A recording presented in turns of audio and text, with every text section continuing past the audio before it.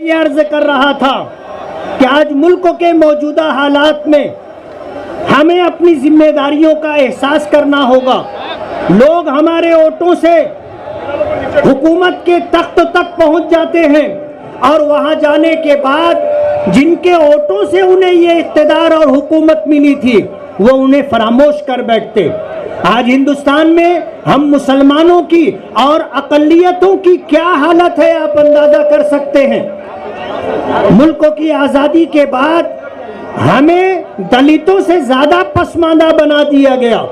اور باقاعدہ پلاننگ کے ساتھ پروگرام کے ساتھ اس ملک میں بسنے والی اقلیتوں کو اور خاص طور پر مسلمانوں کو ان کے حقوق سے محروم کی جانے کی کوشش کی ہوتی رہی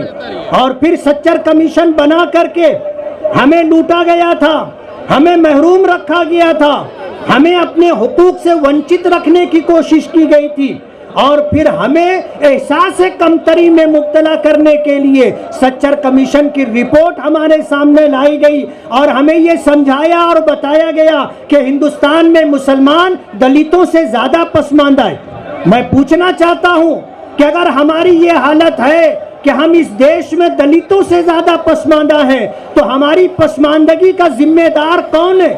ملک کی آزادی کے بعد بلا شرکت غیرے کانگریس 40-45 سال تک حکومت کرتی رہی۔ اگر مسلمانوں کے لیے اور اقلیتوں کے لیے سنویدھان میں دیے ہوئے جو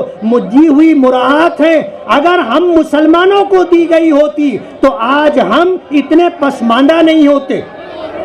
کافی دیر سے میں یہ گفتگو کر رہا تھا، میں یہ بتانا چاہتا ہوں کہ ہمیں اپنی ذمہ داریاں سمجھنی ہوگی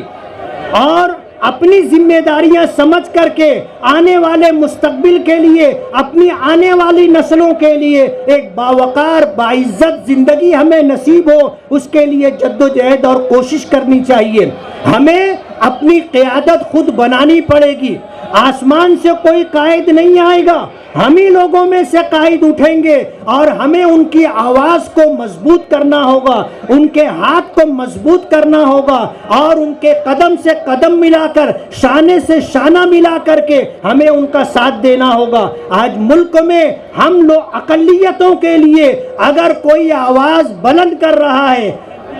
پارلیمنٹ سے لے کر کے ایک عام انسانوں کے مجمع تک تو وہ بیرسٹر قائد ملت نقیب ملت اسد الدین اویسی صاحب ہیں، آج ہمارے درمیان موجود ہے۔ ہمارے حق کے لیے اقلیتوں کے حق کے لیے ہر جگہ آواز بلند کرنا اور قانون کے دائرے میں رہ کر جدوجہد اور کوشش کرنا یہ ہمارا طریقہ رہا ہے۔ قائد ملت کی ذمہ داری تھی، قائد ملت اپنی ذمہ داری پوری کر رہے ہیں۔ میں زیادہ دیر آپ لوگوں کے درمیان نہیں رہنا چاہوں گا، میں آپ کو یہ بتانا چاہتا ہوں کہ آج اگر ہمارے کے لیے کوئی آواز بلند کر رہا ہے، ہمارے حقوق کے لیے لڑ رہا ہے تو ہماری ذمہ داری بنتی ہے کہ ہم ان کا ساتھ دیں، ان کی آواز کو مضبوط کریں، ان کے ہاتھوں کو طاقت پہنچائیں، تب جا کر کے ہمارے لیے کوئی باعزت باوقار راستہ بن سکے گا۔ آج ہمارے اسٹیج پر نقیب ملت قائد ملت اسد الدین اویسی صاحب موجود ہیں اور جن کا بڑی شدت سے آپ انتظار کر رہے تھے